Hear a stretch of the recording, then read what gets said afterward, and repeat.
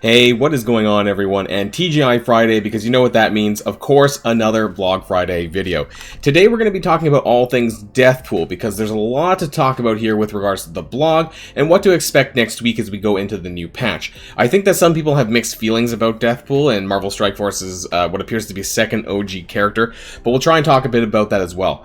In the second half of the video, I actually want to go back and give my thoughts on the second half preview again now that I've had some time to think about it a little bit more, and what's concerning to me regarding how this will shape the state of the game going forward, especially into the fall when we get presumably patch 6.0, which will give us level 85, Doom Raid 2, and Dark Dimension 5, and all of that stuff as well. So we'll be stepping back a bit to discuss this too.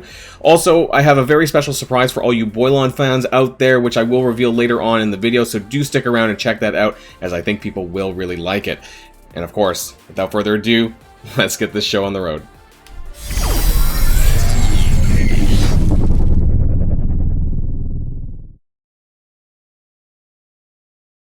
Alright, everyone, so here is the blog post titled Death and Mayhem. Yes, it does have the exact same photo as the Mortem with a Mouth. That post was yesterday, but we're going to go through this together. So, let's see. Mojo has another exciting RTA Season 9.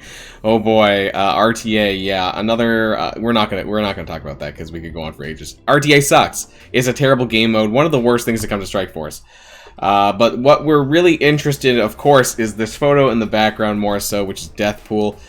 What are the what could they possibly bring to RTA that would even fix it? I don't know. Let's find out. So this is going to be, what is this? Please note the next season will be starting a week later than usual, August the 13th. This newest season features a full moon of updates. All right, let's find out together, guys. We've made improvements to the objectives and ban system in an effort to promote more competitive matches, theory crafting, and reduce overall time spent on RTA. First, we're removing daily and weekly ability objectives to increase the focus on battle on KO. So this was a bit contentious for some people. I don't know. I honestly I could care less. You know, maybe going for KOs is better. I have no opinions. Please mention down below if you guys have a big deal about the differences between KOs and ability use. For me, it's just still RTA and it still sucks, but let's see. On the ban system front, you'll see multiple rotations of bans each week in order to keep the character selection process fresh. Additionally, bans will incorporate roles, or aka classes, Protector, Brawler, Blaster, Controller, and Support, and Origins. Okay, so I guess they're wanting to aim that towards, like, you're coming up with 5 characters, you know, no team tags really, because very likely that a bunch of this will be banned, so you won't be able to put a full team together, I guess, is the idea here. Featured character. Moving into the featured character reward slot is Moon Knight. Okay, so you know what that means then. Moon Knight is going to be the next farmable character by September, because that's usually how it goes. The character that goes into RTA becomes farmable. That we had that with Bishop, we had that with Shatterstar. Shatterstar, yeah, definitely, and some other characters, you know, they're added in there. So Moon Knight will eventually become farmable, as we know, but RTA season, don't really care. He's okay. Strike Time Deathpool. Okay, so we're not gonna watch the Strike Time video in this. We're not going to watch this here in this video, and the reason why we're not is because I may need to devote a separate video for this. As you guys know, I kind of went hard in on the Strike Time video related to Captain America Sam Wilson, because there was some inconsistencies with his kit that needed clarification, which then brought on the clarification blog and things like that. So I'm going to need to spend some extra time kind of watching the Strike Time, comparing it with what we're going to find out about Deathpool, and see if there's any inconsistencies in that, and whether or not, you know, there's some things that look a bit wonky, because, well, it's Scopely, right? So we don't know. So I'm not going to watch this, but if you guys have already watched this, by the time you watch my video here, please let me know in the comments down below if there's anything I should be watching out for, if there's any inconsistencies that you guys noticed, and things that I should check out. So I think we have the actual kit here anyways. Hero, Cosmic, Mystic, Brawler, New Warriors. Okay, I was afraid of this. I heard about this related to Cloak and Dagger, and, well, she's a OG character, and they're sticking her on New Warriors, which obviously is not comic lore appropriate, but hey, when have they ever been comic lore appropriate, especially all the way back since Young Avengers, and that was the main one. That was a very glaring problem that I had with Young Avengers, was that it was not comic appropriate. So I thought maybe she might have a dual trait, though, because of being related to Deadpool and Death, but it looks like she's just a standard Mystic character. And the fact that she was an OG character, I'm a little bit surprised that she wasn't dual traded, but hey, I guess whatever. It is what it is. I didn't miss anything up here, did I? No. So, Cerebro interviewing one of the creators of Deathpool. Okay, we're definitely going to have to go back to this strike time at a later point, because the last time I did this, I found some glaring inconsistencies, like I said, with Cap Sam. So, this may happen again. But let's go through the kit together. And keep in mind, when you go through a kit and you read the text one by one by one, you know, that's the order in which the attacks should happen. So, if things don't happen in that order when you actually get the character, say next week when they come out, you know, because she's going to be the first character to come to the game next patch, then that's a problem. So let's go through this together. Clear all negative effects on this character. If negative effects are removed, heal self for 5% per negative effect removed. Okay, so this has to happen before anything else, and then heal self for 10% of max health. So you're clearing negative effects, all negative effects, with T4s or not, we don't know. Heal self, so all the healing, this stuff, the cleansing, first. Attack primary and adjacent targets for 300% damage plus clear death proof. Okay, cool. Flip stealth and speed up on primary and adjacent targets. Okay, also cool. If the enemy is a minion, attack for double damage, 600%. Wow, that's a lot, and it cannot be blocked. So, yeah, good luck against, like, I guess off the top of my head, like Merc Riot Guard, these sort of like the Mercs teams in War. I could see this doing a lot of damage, even just on a basic. Wow, pretty powerful. Special Dance Macabre. Energy cost 5 out of 5, so available on turn 1, just by looking down below, and the ultimate looks like that's also available on turn 1, but let's continue anyways. Transfer all negative effects from this character to the primary target. So think of Psylocke ultimate. That's basically what's going to... I don't know why I went like this, because that's like the animation that Psylocke does. She like chucks it with her Psy sword or whatever. Attack primary target for 300% damage. Attack all adjacent targets, so not AoE. Adjacent targets only for 270. Steal 10% health from primary and adjacent targets and redistribute to all Mystic allies. Okay, so 10% is not a lot, but it's still pretty decent. This could also be Dark Dimension viable. That being said, she is a cosmic character, so whether or not you'd want to use her or Infinity Watch characters, that's entirely up to you, I suppose, depending on what happens down the line. Spread all negative effects from the primary target to all adjacent targets. This will not spread stun. So this is basically like a Hela move.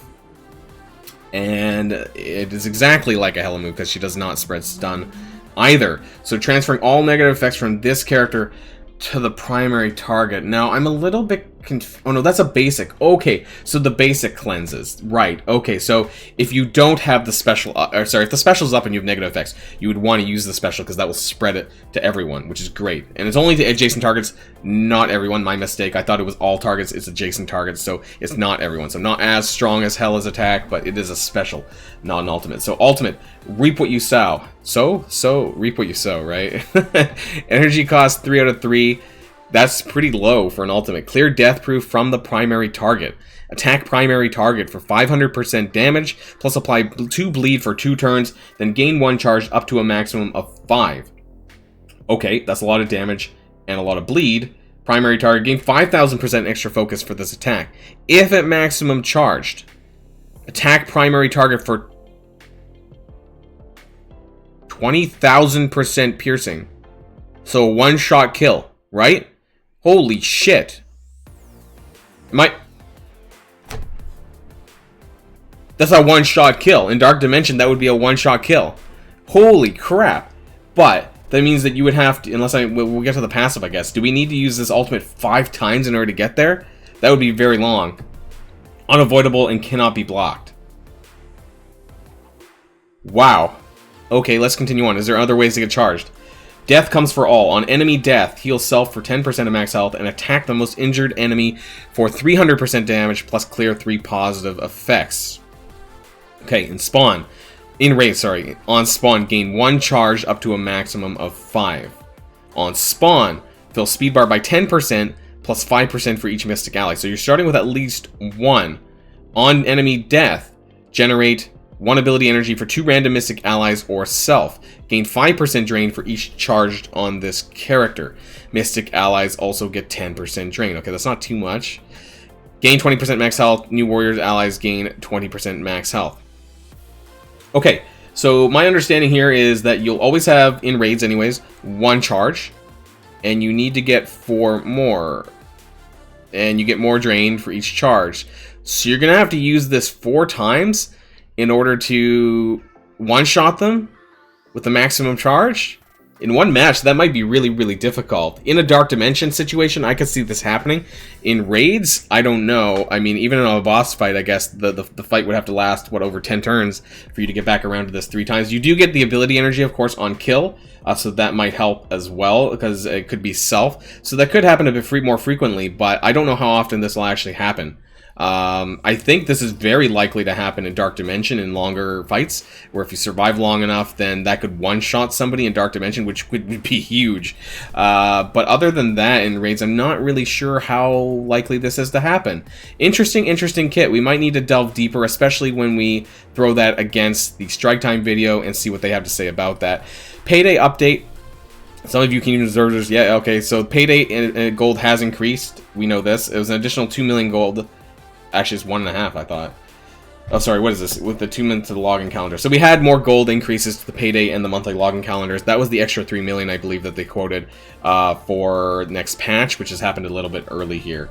So that is added there. Basically, you're getting, I think it is 3.6 million gold from the tier 7 Payday instead of 2.1, so it has increased a lot there. Character availability. Get your hands on more shards and red stars for 2 high-profile characters with our upcoming store updates. Kestrel shards. Oh, fuck off. Okay, sorry, my bad. I'm not supposed to swear. But that was really awful, what they did here. Making Kestrel shards available in the supply store is absolutely ridiculous. It's actually cheaper than Silver Surfer, but F that. Don't spend your cores on this. Absolute waste of time. During this period, yeah, blah, blah, blah, blah, blah. August 12th, Sharon Carter is moving into the Elite Store. Okay, I guess they're letting us know that in advance now. They didn't used to do that. Not a huge deal. Ebony Maw coming back around. We kind of knew this. Blitzes. We have Big... What is this? Big Boom Blitz. Oh, Negasonic Teenage Warhead again. Wasn't she in June for Pride Month? I thought they had a Blitz for that there as well. And we're getting a Cyclops Blitz. So next Tuesday, Thursday, Negasonic... And Monday, Thursday, sorry. Negasonic and Cyclops. Bonus Flash events. Terrigen Storm for double Inhuman Shards. And Back to Boot Camp is returning, of course, as well. Okay, so now is a good time to talk... Before we round up everything else and talk about my... what I feel sort of about the Road Ahead blog really quickly. I do want to mention, and this is what I was talking about earlier, I have a Capsam Strike Pass giveaway that's going on. There is going to be 2 gift cards that you can enter to win starting today until the end. Till noon Tuesday Pacific time. So basically, roughly 4 days from now is when it's going to be closing. And so if you do want to enter, you'll find the link in the description down below. This is to kind of just give back to the channel, you know, to thank all of you for watching the channel, for being fans of the Boilon channel and all of that, you know, and surpass. This is kind of my late 3,000 sub mark giveaway. So thanks everyone for supporting this channel, and this is what I want to do for that. And you'll find that link in the description below. You can kind of see it on the top, but it will be available in the description below as well. You need to enter using your YouTube account though, so the only way that you can register for that is by having a valid YouTube account. So you'll have to make sure you do that. You're watching this on YouTube, but make sure that you actually have a proper account for that so you can enter using that. Let me know in the comments down below or on Discord. It's also available on Discord, the link too. If you're not part of my Discord channel, I do recommend joining the Discord community. You can find that in the description below as well, because future things like this will also happen and be posted there before it gets posted to my videos. So thank you everyone, of course, and let me know if there's any problems with registering, anything like that. So far we have 16 total entries, not a huge ton, but I imagine that after this video there will be a little bit more. So again, this will be running until Tuesday noon Pacific time. I will be drawing the winners and of course getting in contact and announcing the winners as well. So good luck everyone, and thanks for supporting the channel.